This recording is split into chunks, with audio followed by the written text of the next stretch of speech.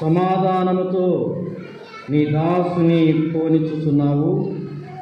అన్యజనులకు నిన్ను బయలుపరచుటకు వెలుగుగాను, నీ ప్రజలైన ఇశ్రాయేలుకు మహిమగాను నీవు సకల ప్రజల ఎదుట సిద్ధపరిచిన నీ రక్షణను నేను కనులారా చూచితిని. దేవుడు తన పరిశుద్ధ వాక్యమును దీవించునుగాక. ప్రార్థన చేద్దాం. అందరూ తలొంచి కళ్ళు మూసుకుంటే ప్రార్థన. కృపాసత్య సంపూర్ణమైన మా ప్రియ పరలోకపు తండ్రి, మీ వందనాలు, స్తుతులు, స్తోత్రాలు చెల్లిస్తున్నాం. ఈ రాత్రి సమయంలో క్రిస్మస్ క్యాండిల్ లైటింగ్ సర్వీస్ కార్యక్రమంలో మీ జీవవాక్యమును ధ్యానించుకోవడానికి మీరిచ్చిన కృపను బట్టి దేవా మిమ్మల్ని స్తుతిస్తున్నాం. 10 నిమిషాలు మీ వాక్యాన్ని ధ్యానించబోతుండగా మీ పరిశుద్ధాత్మ సన్నిధి మా మధ్యలో ఉంచండి. మా అందరితో మాట్లాడి వచ్చిన ప్రతి బిడ్డను బలపరిచి స్థిరపరిచి మీరే మహిమ పొందుమని యేసు ప్రభు నామమున ప్రార్థించి అడిగి వేడుకొనుచున్నాము తండ్రి, ఆమేన్. మంచిది బాబు, మైక్ ఏమన్నా కొద్దిగా ముందు పెట్టాల్సి వస్తుంది.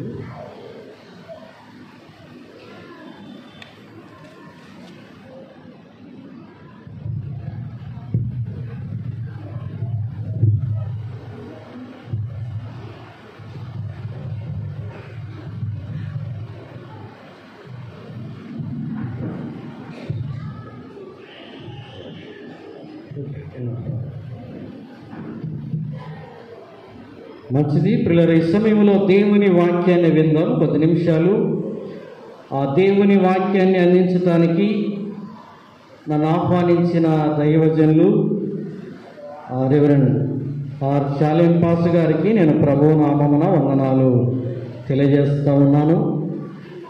అదేవిధంగా పెద్దలు, సంఘ స్థాపకులు, కీర్తిశేషులు reverend doctor R George Raj pastor గారితో ఎంతో అనుబంధం నాకుంది. వారెంతగానో నన్ను ప్రోత్సహించిన వారు. అందరిని బట్టి ప్రభు నేను స్తుతిస్తున్నాను. అమ్మగారికి కూడా ప్రభు నామమున వందనాలు. జరం గారికి కూడా నేను ప్రభు నామమున వందనాలు తెలియజేస్తున్నాను. ప్రియులరా, 1987, 88 ఆ ప్రాంతంలో నేను కూడా ఈ సంఘ సభ్యుణ్ణి. కొంతకాలం ఈ ప్రాంతంలో ఉన్నాము. అప్పుడు ఒక 3 సంవత్సరాలు అనుకుంటా ఈ సంఘానికి రెగ్యులర్గా వచ్చేవాళ్ళం. కాబట్టి ఈ సంఘముతో కూడా నాకు కొద్ది అనుబంధం ఉంది. అలాంటి కృపను ప్రభువు నాకు ఇచ్చాడు. మంచిది. ఈ సమయంలో ఈ క్రిస్మస్ క్యాండిల్ లైటింగ్ సర్వీస్ కార్యక్రమంలో దేవుని వాక్యాన్ని విందాం. పిల్లరా, క్రిస్మస్ మెసేజ్ అంటే ఎవరికి కొత్త కాదు, అందరికీ తెలిసిన విషయాలే.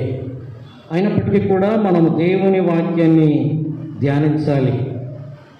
ఈ సమయంలో లూకా సువార్త 2వ అధ్యాయం 27వ వచనం నుండి 32వ వచనం వరకున్న వాక్య భాగాలలో కొన్ని విషయాలు, 4 విషయాలు ఉన్నాయి. ఆ 4 విషయాలు నేను చెబుతాను. దానికి ముందుగా కొన్ని సంగతులు నేను గుర్తు చేస్తాను. టోటల్గా నా సందేశంలో 3 విషయాలు ఉన్నాయి.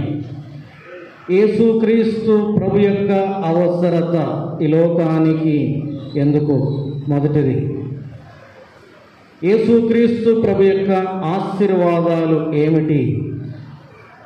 మూడవది, యేసుక్రీస్తు ప్రభు యొక్క అర్పణ ఎంత గొప్పది.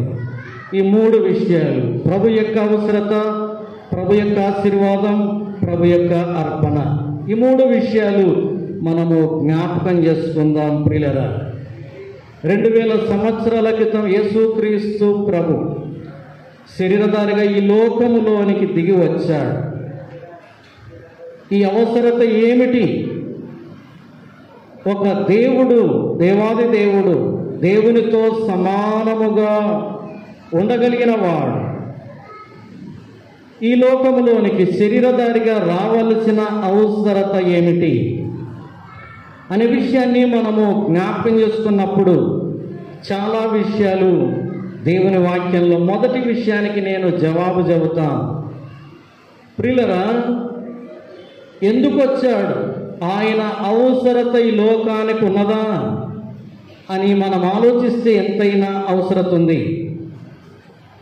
ఉదాహరణకి, ఈ లోకమును రక్షించేవారు ఎవరు లేరు.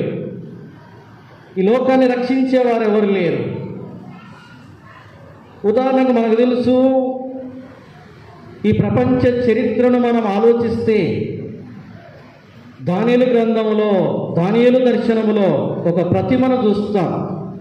తెలిసిన వారు చెప్పండి. ఆ ప్రతిమ తల ఎలాంటిదంట? బంగారు, వెండి, ఇత్తడి, ఇనుము మట్టి కలిసిన 5 సామ్రాజ్యాలు ఈ ప్రపంచాన్ని పరిపాలించాయి. ఏ సామ్రాజ్యము కూడా మానవునికి సమాధానం, శాంతి, రక్షణ, భద్రత ఏ సామ్రాజ్యము కూడా ఇవ్వలేకపోయాయి. అది నియంతల పాలన, ప్రజలను దుర్మార్గానికి, అన్యాయానికి, అక్రమానికి, మరణానికి గురి చేసినటువంటి సామ్రాజ్యాలు. చివరిగా యేసుక్రీస్తు ప్రభు యొక్క రాజ్యం రాబోతుంది. అది మనకందరికీ తెలుసు.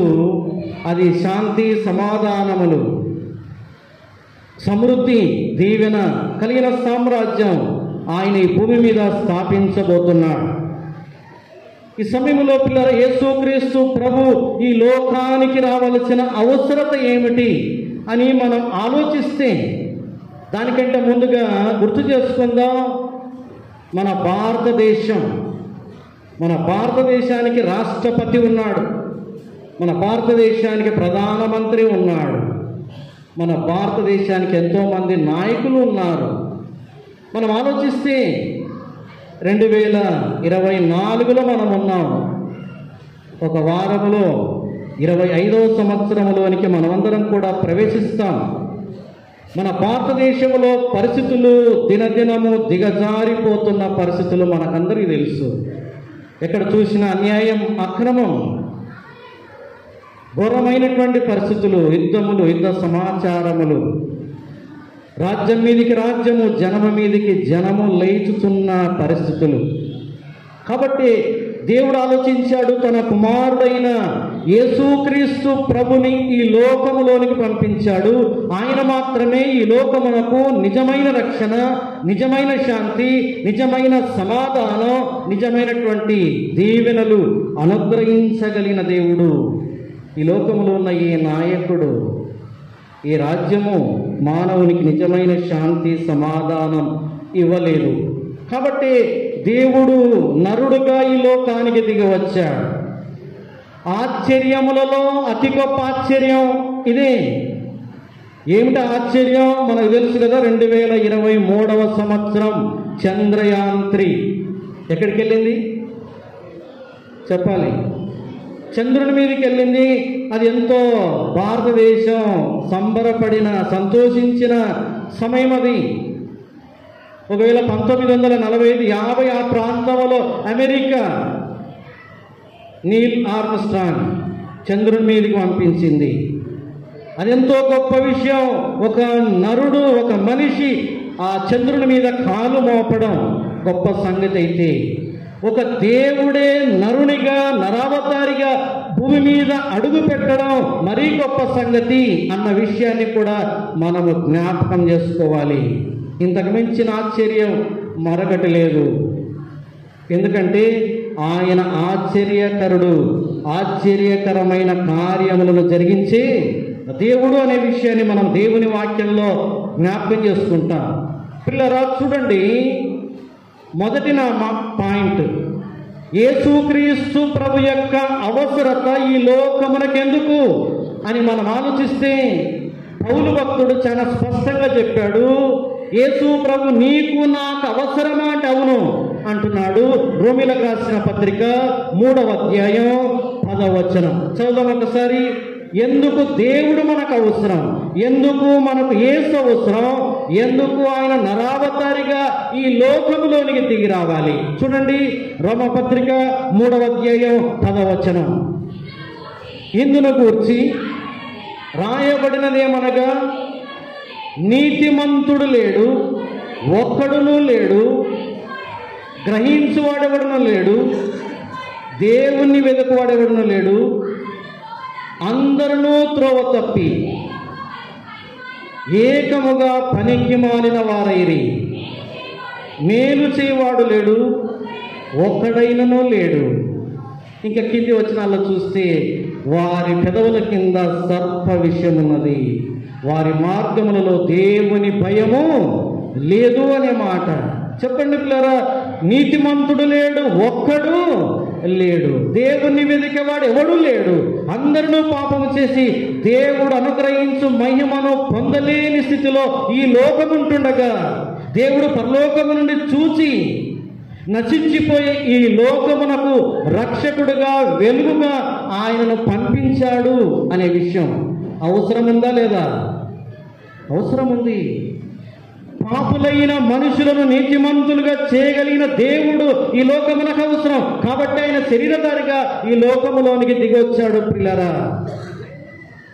అది మొదటి విషయం. అయితే రెండో విషయాన్ని కూడా చూద్దాం. చూడండి, ఆయన ఈ లోకమునకు రావడానికి గల ఇంకొక అవసరం చూద్దాం. ఎబ్రీయులకు రాసిన పత్రిక 2వ అధ్యాయం.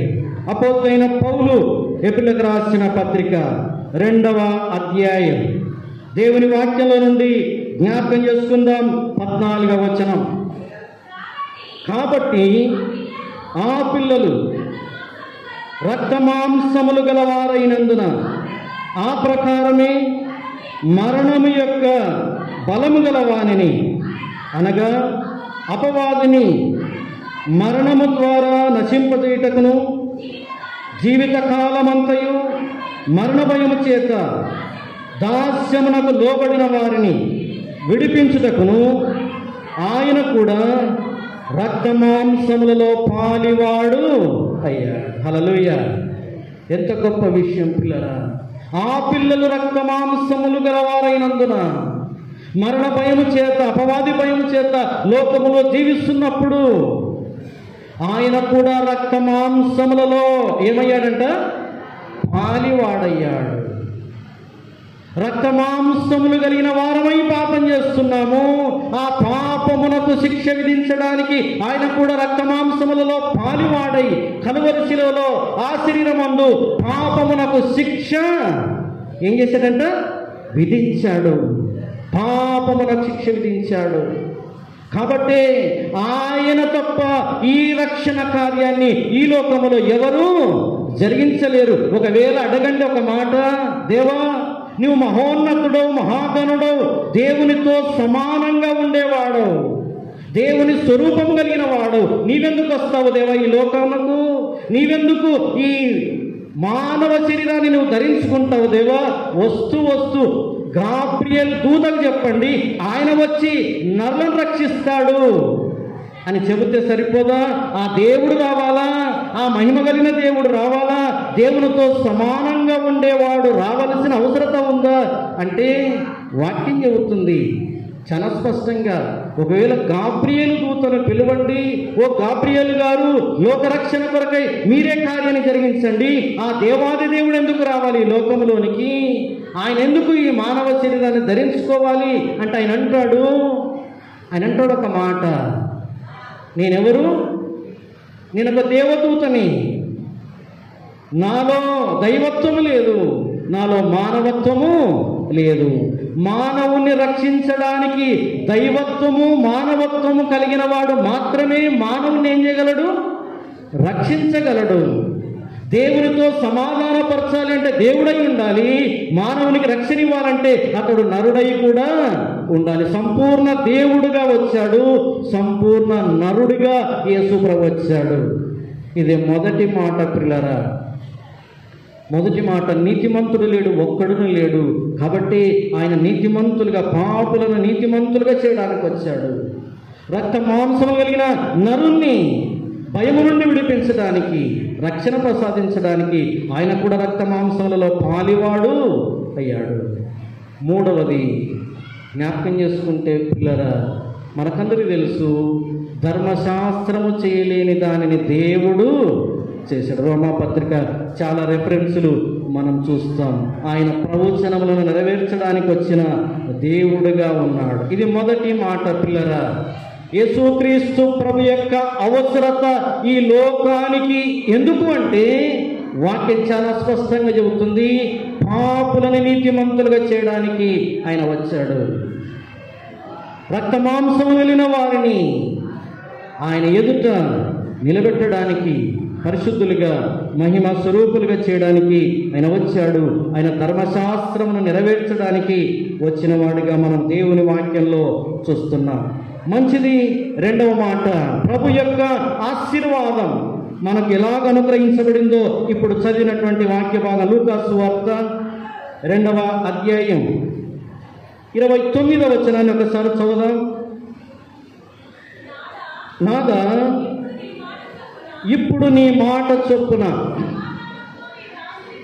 సమాధానముతో నీ దాసుని పోనిచ్చుచున్నావు. చాలు. మొదటి మాట పిల్లరా మనం జ్ఞాపకం చేసుకుందాం. ప్రభు ఇచ్చినటువంటి ఆశీర్వాదాన్ని మనము ఆలోచన చేద్దాం ఒకసారి. నీతిమంతుడైన సిమియోను, దేవుని మందిరములో యాజకుడిగా ఉన్నటువంటి సిమియోను శుద్ధి దినములు పూర్తయినప్పుడు మరియ యోసేపులు ప్రభుని దేవాలయములోనికి తీసుకుని వచ్చిన తర్వాత మనకందరూ తెలుసు ఈ సందర్భం.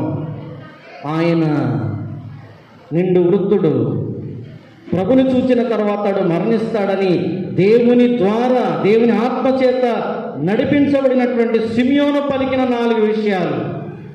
మొదటి మాట, నాదా, చదవండి మాట, నాదా, ఇప్పుడు నీ మాట చొప్పున సమాధానముతో నీ దాసుని పోనిచ్చుచున్నావు. ప్రభు ఇచ్చిన మొదటి ఆశీర్వాదం, ప్రభు ఇచ్చిన మొదటి ఆశీర్వాదం, నీ దాసుని సమాధానముగా నీవేం చేయుచున్నావు? పోనిచ్చుచున్నావు.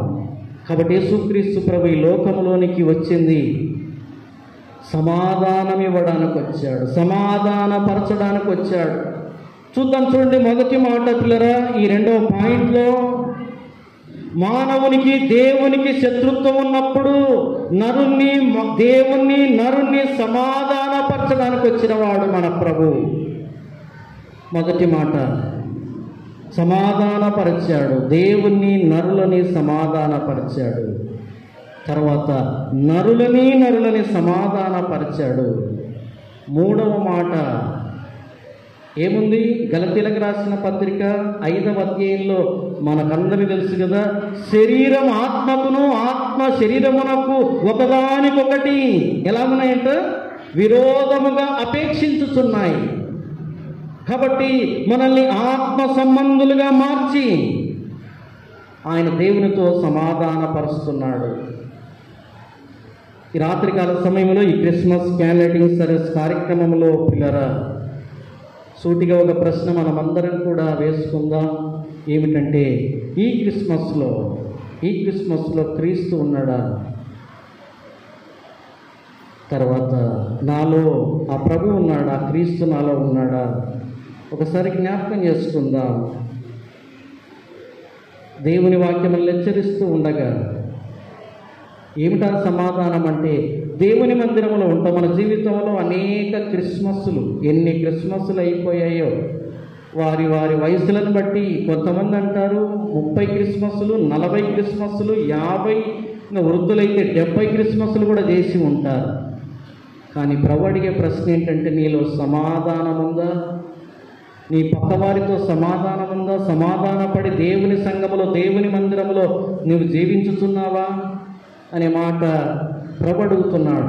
కాబట్టి ఈ రాత్రికాల సమయంలో సమాధానపడిన స్థితి నీలో లేకపోతే నిజమైన క్రిస్మస్ని నువ్వు జరిగించుకోలేవు అన్న వాస్తవ సంగతిని రాత్రి మనమందరం కూడా జ్ఞాపకం చేసుకోవాలి.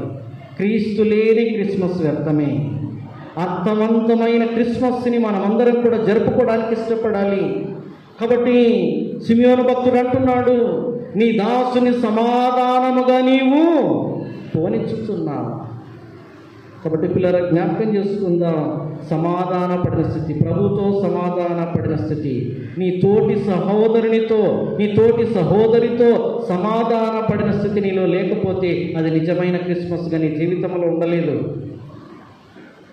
కాబట్టి దేవుని వాక్యం తెలియజేస్తుండగా ఈ సమయంలో మనమందరం కూడా సిద్ధపడదాం. ఆయన శత్రుత్వము నుండి ఆయన సమాధానపరిచిన దేవుడిగా ఉన్నట్లుగా దేవుని వాక్యంలో మనం చూస్తాం. చాలాసార్లు మన ఆత్మకి విరోధంగా ఏది పోరాడుతుంది? శరీరం ఒకటి కోరుతుంది, ఆత్మ మరొకటి కోరుతుంది. అందుకొరకే పౌలు భక్తుడు అంటున్నాడు, నా శరీరమందు మంచిది ఏదియూ లేదు. కాబట్టి ఆత్మకు విరోధంగా పోరాడుతుంది. కానీ ప్రభు అయితే తన రక్తం చేత కడిగి పరిశుద్ధపరిచి నీతిమంతులుగా చేసి మనల్ని ఆత్మ సంబంధులుగా, ఆత్మ చేత నడిపించబడేవారుగా ఆయన మనల్ని సిద్ధపరిచాడు. కాబట్టి మొదటి మాట మనం చూసాం. రెండవ మాట పిల్లరా, సిమెయోను భక్తుడు జ్ఞాపకం చేసినటువంటి రెండవ మాట, అన్యజనులకు వెలుగుగా నీవు ఉన్నావు. ఎలాగున్నాడంట? అన్యజనులకి వెలుగుగా ఉన్నాడు. వెలుగు అంటే పిల్లరా, ఈ రాత్రి మనం జ్ఞాపకం చేసుకుందాం. చాలాసార్లు వెలుగు అంటాం, వెలుగు సంబంధమైన పాటలు పాడుతాం, వెలుగు యొక్క అనుభవం మనకు ఉండదు. చాలాసార్లు వెలుగు అంటే అర్థం ఏమిటి అంటే, దేవుని వాక్యం చాలా స్పష్టంగా చెబుతుంది, దేవుణ్ణి చూపించిన వాడే వెలుగైన వాడు, వెలుగును చూపించేవాడు. చూడండి ఒకసారి దేవుని వాక్యంలో నుండి యోహాను సువార్త 1వ అధ్యాయం 18వ వచనం. యోహాను సువార్త 1వ అధ్యాయం 18వ వచనం. ఎవడును ఎప్పుడైనను దేవుని చూడలేదు, తండ్రి రొమ్మునున్న అద్వితీయ కుమారుడే ఆయనను బయలుపరచను. కాబట్టి యేసుక్రీస్తు ప్రభువే ఎవరు బయలుపరిచాడంట? తండ్రిని బయలుపరిచాడు. కాబట్టి ఆయన వెలుగుగా వచ్చాడు. ఆ వెలుగు మనం తండ్రిని చూపించింది అని దేవుని వాక్యంలో మనం జ్ఞాపకం చేసుకుంటాం. చూడండి ఇంకొక మాట దేవుని వాక్యంలో జ్ఞాపకం చేసుకుందాం. యోహాను సువార్త 14వ అధ్యాయం 8వ వచనం. ప్రభువా, తండ్రిని మాకు కనపరచుము, మాకు అంతే చాలునని ఆయనతో చెప్పగా, యేసు, ఫిలిప్పు, నేనింతకాలము నువ్వు నన్ను ఎరగవా? నన్ను చూచిన వాడు తండ్రిని చూచి ఉన్నాడు కదా. పిల్లల, నన్ను చూచిన వాడు ఎవరిని చూశాడు? తండ్రిని చూశాడు. తండ్రిని బయలుపరిచిన వాడు, తండ్రి యొక్క వెలుగును చూపించిన వాడు, తండ్రి యొక్క మార్గాన్ని చూపించిన వాడు. అందుకొరకు ప్రభు చెప్పాడు, పరలోకమునకు నేనే మార్గమును సత్యమును జీవమును ఇన్నాను, నా ద్వారా తప్ప ఎవడునో తండ్రిని చేరలేడు. నిజమైన వెలుగు ఆయనే. తండ్రిని చూపించినటువంటి దేవుడు, వెలుగును చూపించిన దేవుడిగా మనం దేవుని వాక్యంలో జ్ఞాపకం చేసుకుంటున్నాం. చీకట్లో ఉన్నవాడు ఏమంటాడు? వెలుగును చూడలేడు. మనకందరికీ తెలుసు పిల్లల, లూకా సువార్త 5వ అధ్యాయంలో 8వ వచనంలో యేసుక్రీస్తు ప్రభు పేతురు యొక్క దోణి ఎక్కినప్పుడు, పేతురు నీ దోణి లోతునకు నడిపించుము అని చెప్పాడు. లోతుకు నడిపించాడు. ప్రభువా, నీ మాట చొప్పున నేను వల వేస్తాను. విస్తారమైన చేపలు పడ్డాయి. గమనించండి, విస్తారమైన చేపలు పడ్డాయి, దోణి నిండిపోయింది.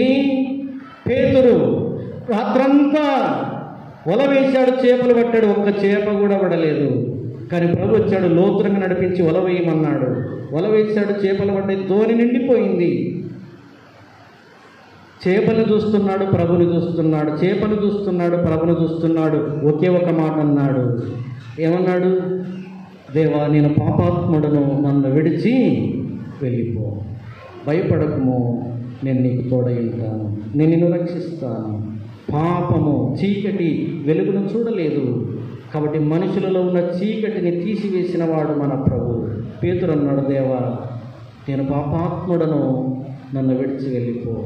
ప్రభు అన్నాడు, భయపడవద్దు, నేను నీకు తోడై ఉంటాను, నీ చీకటిని, నీ పాపాన్ని తీసివేస్తాను, నీకు వెలుగుని నేను ఇస్తాను అని ప్రకటించిన వాడు మన ప్రభు. కాబట్టి పిల్లరా, ఈ సమయంలో ఆయన వెలుగును చూపించిన వాడు.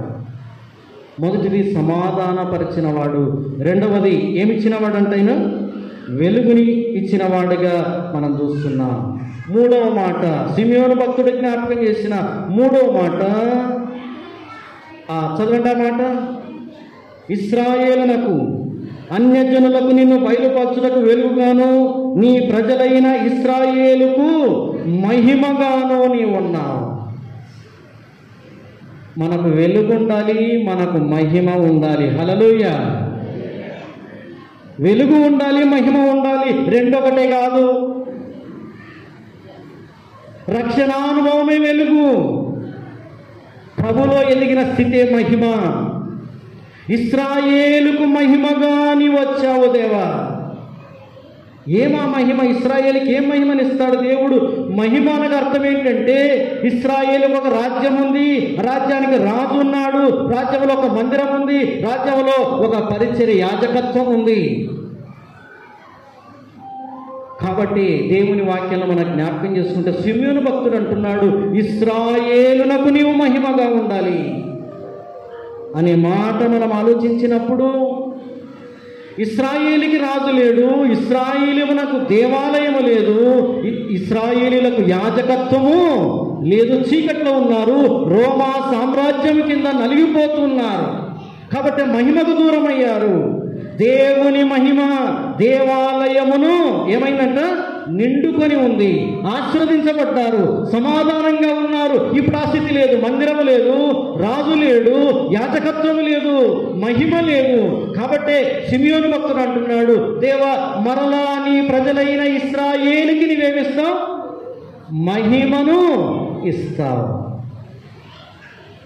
ఒక గొప్ప సంగతి, ఇశ్రాయేలుకు మహిమ లేదేమో కానీ క్రీస్తు సంఘమునకు మహిమ ఉంది. హల్లెలూయా. ఆయన మనకు మందిరాన్ని ఇచ్చాడు, మనకు యాజకత్వాన్ని ఇచ్చాడు, మనకు రాజుగా ఉన్నాడు. ఆయన మనల్ని పరిపాలిస్తున్నాడు, ఆయన మందిరములో నిలబెట్టాడు, ఆయన యాజకత్వంలో నడిపిస్తున్నాడు. ఆయన మహిమలోనికి, మహిమ నుండి అధిక మహిమలోనికి మనల్ని ఏం చేస్తున్నాడు? నడిపించుతున్నాడు. కాబట్టి పిల్లరా, ఈ సమయంలో మీకా భక్తుడు చెప్పాడు, మీకా భక్తుడుగా మాట చెప్పాడు, మహిమ నుండి అధిక మహిమలోనికి మనం వెళ్ళడం అంటే అర్థమేమిటి? దేవుని వాక్యాన్ని బట్టి జ్ఞాపకం చేస్తున్నా పిల్లరా. ఇశ్రాయేలీల మందిరములో ఆవరణము, పరిశుద్ధ స్థలము, అతి పరిశుద్ధ స్థలము. ఆవరణము, పరిశుద్ధ స్థలము, అతి పరిశుద్ధ స్థలము. ఎక్కడికి వెళితే అధిక మహిమలోనికి వెళ్తాం చెప్పండి? అతి పరిశుద్ధ స్థలములోనికి మనం వెళ్ళాలి. అక్కడ మందసం ఉంది, అక్కడ దేవుని సన్నిధి, దేవుని మహిమ దిగొస్తుంది. ఈ రాత్రి సమయంలో ప్రశ్న ఏంటంటే, దేవుని మందిరములో నీ స్థానం ఏంటి? ఆవరణములో ఉన్నావా? పరిశుద్ధ స్థలములో ఉన్నావా? అతి పరిశుద్ధ స్థల అనుభవంలో నీ ఉన్నావా అన్నది ప్రశ్న. మీకా భక్తుడు 6వ అధ్యాయం 6వ వచనంలో అంటున్నాడు, దేవా నీవిచ్చిన రక్షణకు నేనేమి నీకు సమర్పిస్తాను దేవా. ఏడాది దూడల, వేలాది పొట్టేళ్ళ, వేలాది నదులంత విస్తార తైలమా, నా జ్యేష్ఠ పుత్రుని అర్పించిన నీ రుణము నేను తీరుస్తాను దేవా. నేనేమి తీర్చలేనంటే ప్రభు అన్నాడు, నీవేమి తీర్చలేవు. నేనిచ్చిన రక్షణకు బదులుగా నీవు నాకేమి ఇవ్వలేవు. నీవు మహిమ నుండి అధిక మహిమలోనికి వెళ్ళాలంటే నువ్వు 3 పనులు చేయాలి అన్నాడు. అక్కడ చెబుతారా ఎవరైనా గుర్తుంటే? 3 పనులు ఏం చెప్పాడు మీకా భక్తునికి? ఏది ఉత్తమమో అది నీకు తెలియజేయబడి ఉన్నది, న్యాయముగా నడుచుకొనుటయు, కనికరమును ప్రేమించుటయు, దీన మనసు కలిగి ఉండుటయు, ఇంతే కదా యెహోవా నిన్ను అడుగుచున్నాడు. ఇది మహిమ నుండి అధిక మహిమలోనికి వెళ్ళే అనుభవం. పిల్లరా, సంఘానికి దేవుడిచ్చిన ఆజ్ఞ ఇది మాత్రమే. జ్ఞాపకం చేసుకుందాం. సంఘములో అనేక సంవత్సరాలు ఎంతో సీనియారిటీ ఉండవచ్చు, కానీ మహిమ నుండి అధిక మహిమలోనికి వెళ్ళలేని స్థితి ఉంటే అది ఎంతో దౌర్భాగ్యం. ఈ రాత్రి సమయంలో జ్ఞాపకం చేసుకుందాం.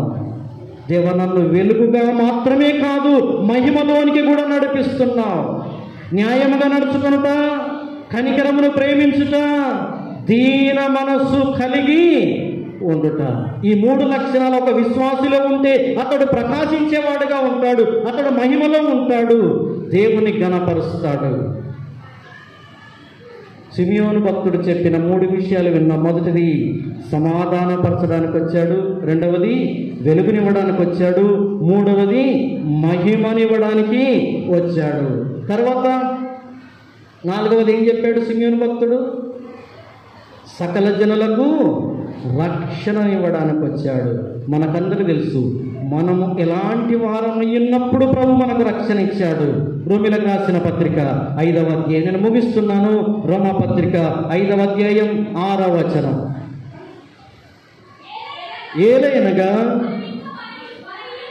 మనమింకా బలహీనులమై ఉండగా క్రీస్తు యుక్త కాలమున భక్తిహీనుల కొరకు చనిపోయాడు. కాబట్టి పిల్లల జ్ఞాపకం చేసుకుందాం, భక్తిహీనుల కొరకు చనిపోయాడు. భక్తి పరుల కొరకు కాదు, పరిశుద్ధుల కొరకు కాదు. ఎవరి కొరకు చనిపోయాడంట ఆయన? భక్తిహీనుల కొరకు చనిపోయాడు, రక్షణ ఇచ్చాడు. 8వ వచనం, అయితే దేవుడు మన ఎడల తన ప్రేమను వెల్లడిపరుచుతున్నాడు. ఎట్లనగా మనమింకను పాపలమై ఉండగా క్రీస్తు మన కొరకు చనిపోయాడు. బలహీనులమై ఉండగా చనిపోయాడు, పాపలమై ఉండగా చనిపోయాడు. 10వ వచనం, ఏలయనగా శత్రులమై ఉండగా ఆయన కుమారుని మరణం ద్వారా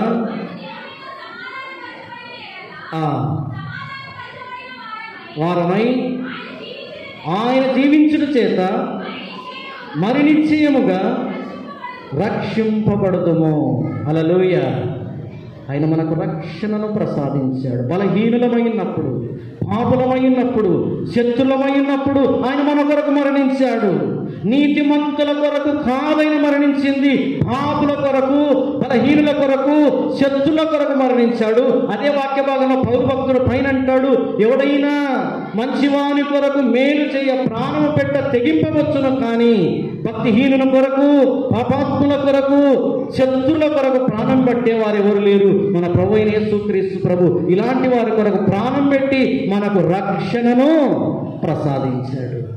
కాబట్టి పిల్లల, ఈ సమయంలో సిమియోను భక్తుడు చెప్పిన 4 విషయాలు మనం విన్నాం. అవును దేవా, సమాధానపరిచావు. దేవా, నీ వెలుగును మాకిచ్చావు. దేవా, నీ మహిమను మాకిచ్చావు. నీ రక్షణను మాకు ప్రసాదించావు. చివరి మాట పిల్లరా, ప్రభు యొక్క అవసరత ఎందుకో చెప్పాను, ప్రభు యొక్క ఆశీర్వాదాలు ఈ 4 నేను చెప్పాను. చివరి ఒక్క మాట చెప్పి నేను ముగించేస్తాను. పిల్లరా, దేవుని వాక్యంలో ఈ క్రిస్మస్లో ఫిలిప్పీలకు రాసిన పత్రిక చదవద్దు, టైం లేదు ఇంకా. ఫిలిప్పీలకు రాసిన పత్రిక 2వ అధ్యాయంలో ప్రభు దేవునితో సమానంగా దేవుని స్వరూపం కలిగిన వాడై ఉండగా మనుషుల పోలికగా పుట్టి దాసుని స్వరూపం ధరించుకొని శిలువ మరణము పొందునంతగా విధేయత చూపినవాడు. నేను ముగిస్తున్నాను పిల్లరా. ప్రభు యొక్క తగ్గింపు, ప్రభు యొక్క విధేయత, ప్రభు యొక్క అర్పణ ఎంత గొప్పది. ఈ రాత్రి క్రిస్మస్లో 2024వ సంవత్సరంలో క్రిస్మస్లో ఉంటున్న మనమందరం కూడా నీ తగ్గింపు, నీ విధేయత, నీ సమర్పణ ఎలాంటిదో ఒకసారి అర్థం చేసుకుందాం. దేవా, నా కొరకై దేవునితో సమానంగా ఉన్న వాడవయండి, నా కొరకు ఇంతగా తగ్గించుకున్న శిలువ మరణము పొందినంతగా విధేయత. శిలువ మరణం అనగా అర్థం ఏంటంటే శాపగ్రస్తమైన మరణం. అలాంటి మరణం నీ కొరకు అనుభవించాడు. లిస్టు చూద్దాం, కొంచెం లిస్టు చూద్దాం. ప్రభు కొరకు మన త్యాగం ఎంత, ప్రభు కొరకే మన అర్పణ ఎంత. మరియా భయపడవద్దు అని చెప్పాడు. ఒకవేళ గాబ్రియేలు దూత మరియతో చెప్పిన శుభవార్త విని, ఇది ఎలాగూ జరుగునో, నేను పురుషుని ఎరగని దానను, ధర్మశాస్త్ర ప్రకారం రాళ్లతో కట్టి చంపుతారు కదా నన్ను, అనేక విషయాలు ఉన్నాయి. అయినప్పటికీ నీ దాసురాలను నీవు చెప్పినట్టే నాకు జరుగునుగా. ఎంత గొప్ప త్యాగం! ప్రభు యొక్క త్యాగం, మరియ యొక్క త్యాగం, తర్వాత గాబ్రియేలు యొక్క త్యాగం కూడా చూద్దాం. పరము నుండి భూమికి దిగి వచ్చి మరియకు దర్శనం ద్వారా ఆ శుభవర్తమానమును తెలియజేసింది. దేవుని సన్నిధిలో మహిమలో ఉండేటువంటి దేవదూతలు కూడా ఈ భూమి మీదకి దిగి వచ్చారు, ఆ శుభవర్తమానాన్ని తెలియజేశారు. దూతల యొక్క త్యాగాన్ని కూడా మనం చూస్తున్నాం. పిల్లల జ్ఞాపకం చేసుకుందాం. జ్ఞానులు మనకందరికీ తెలుసు, ఖగోళ శాస్త్రవేత్తలు, ఎంతో జ్ఞానం గలవారు, ఎంతో ధనం గలవారు, ఎంతో పేరు ప్రఖ్యాతులు కలిగిన వారు ప్రభువును ఆరాధించడానికి తూర్పు దేశం నుండి బయలుదేరి వచ్చి ఆయన ఎదుట చరిత్రకారులు చెబుతారు, తూర్పు దేశపు జ్ఞానులు యేసుని ఆరాధించే సమయంలో యేసు ప్రభుకుండే వయసు ఎంత చెప్తారు ఎవరైనా? 3, 2 నడుస్తున్నాడు. అప్పుడు ఆయన ఎదుట సాగిలపడి ఆయనను ఆరాధించారు. బంగారము, సాంబ్రాణి, బోలం అర్పించి ఆయనను ఏం చేశారు? తగ్గించుకొని ప్రభుని ఆరాధించారు. ఎంతో దూరం ప్రయాణం చేసి వచ్చారు. వారి యొక్క త్యాగం ఎంత గొప్పది, వారి తగ్గింపు ఎంత గొప్పది. గొల్లలు మనకందరికీ తెలుసు, లూకాసు వార్తలు జ్ఞాపకం చేసుకుంటాం. అక్కడ మంచి మాట ఉంది, మంచి మాట ఉంది. వెంటనే వారు మందలను విడిచిపెట్టి ఆయనను ఆరాధించుటకు వెళ్ళిరి. పిల్లరా, మందలను విడిచిపెట్టారు. నీవేమి విడిచిపెట్టలేవా?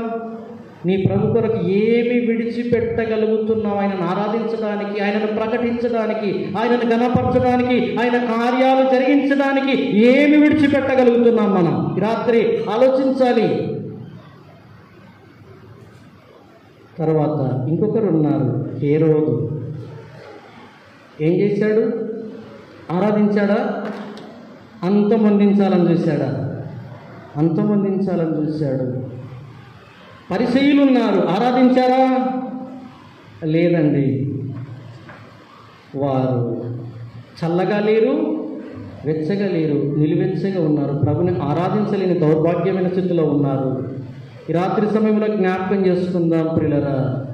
మనది జ్ఞానుల ఆరాధన, జ్ఞానుల క్రిస్మస్సా, హేరోదు క్రిస్మస్సా, పరిసయ్యుల క్రిస్మస్? ఏ క్రిస్మస్ మనం జరుపుకుంటున్నాం? లేదు దేవా, నీ సన్నిధికి వస్తాను, నీ ఎదుట సాగిలపడి నిన్ను ఆరాధిస్తాను, అర్పిస్తాను, నీ కొరకు అనేక కార్యాలు చేస్తాను, నీ సత్య సువార్తను నశించే ఆత్మలకి నేను ప్రకటిస్తాను. గొల్లలు అనేకులకి ఆ శుభవర్తమానమును ప్రకటించారు. ఈ రాత్రి సమయంలో నిజంగా ఆయన సమాధానం నీలో ఉంటే, ఆయన వెలుగు నీలో ఉంటే, ఆయన మహిమ నీలో ఉంటే, ఆయన రక్షణ నీలో ఉంటే, నీవు ఆయనను ప్రకటించకుండా, నీవు ఆయనను ఆరాధించకుండా, ఆయన కొరకు సమర్పించి నీవు ఉండలేవు అనే విషయాన్ని రాత్రి ఈ క్రిస్మస్ సందర్భంగా, ఈ క్యాండిల్ లైటింగ్ సర్వీస్ కార్యక్రమం సందర్భంగా జ్ఞాపకం చేసుకుందాం. పిల్లరా, ఆయన రాకడ సమీపమైన దినాల్లో మనమందరం కూడా జీవిస్తున్నాం. నామకార్థంగా అర్థము లేకుండా, పరమార్థము లేకుండా ఈ క్రిస్మస్ జరుపుకుంటే, నీవు జరుపుకున్నా ఒకటే, జరుపుకోకపోయినా ఒకటే. ప్రభుకి ఏమాత్రం కూడా నువ్వు మహిమను, ఘనతను, ఆరాధన తీసుకొని రాలేవు. కాబట్టి ఈ సమయంలో ప్రభు ఇచ్చిన ఈ 4 కార్యాలను జ్ఞాపకం ఉంచుకొని, దేవా నీ కొరకు నేను జీవిస్తాను, నిన్ను ప్రకటిస్తాను, నీ కొరకు నా సమస్తాన్ని అర్పిస్తానని తీర్మానించుకొని దేవుని సన్నిధిలో ఈ క్రిస్మస్లో మనమందరం కూడా ముందుకు సాగదాం. అలాంటి కృప, దీవెనల ఆశీర్వాదాలు ఇక్కడ చేరిన ప్రతి బిడ్డకును, ప్రతి కుటుంబానికి దేవుడు అనుగ్రహించి ఆశీర్వదించునుగాక. దేవుడు తన మాటలు దీవించును.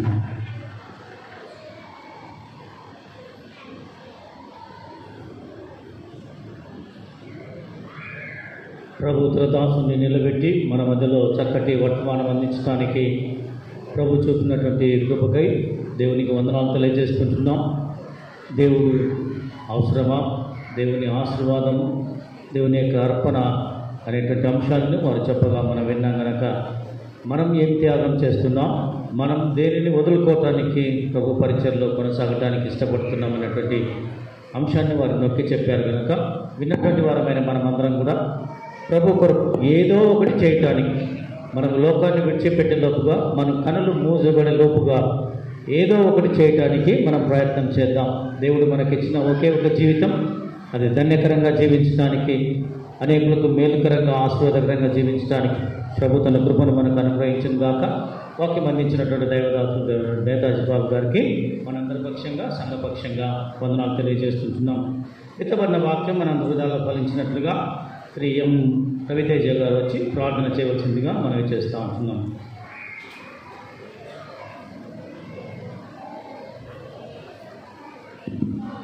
అందరూ తరలి ఉంచినట్లయితే ప్రార్థించుకున్నాం. పరిశుద్ధుడైనటువంటి మా ప్రభువా, సజీవుడైనటువంటి యేసయ్య, ఈ సమయం నీ సన్నిధిలో చేరి మరి నైనా నీ యొక్క క్రిస్మస్ దినాన్ని పురస్కరించుకొని మరి ముందుగా నీ జన్మదినాన్ని మేమందరము మరి జరుపుచుండగా నీవు తోడుగన్న విధానం బట్టి నీకు స్తోత్రాలు వందనాలు చెల్లించుకుంటున్నాను. అవును ప్రభువా, ఈ దినమందు మరి ఇంతమంది నీ సన్నిధిలో చేరినాం ప్రభువా. నీ వాక్యంను విన్నాము, మరి విన్న వాక్యంను విడిచిపెట్టగా మా యొక్క హృదయాలను భద్రపరుచుకొని వాక్యానుసారం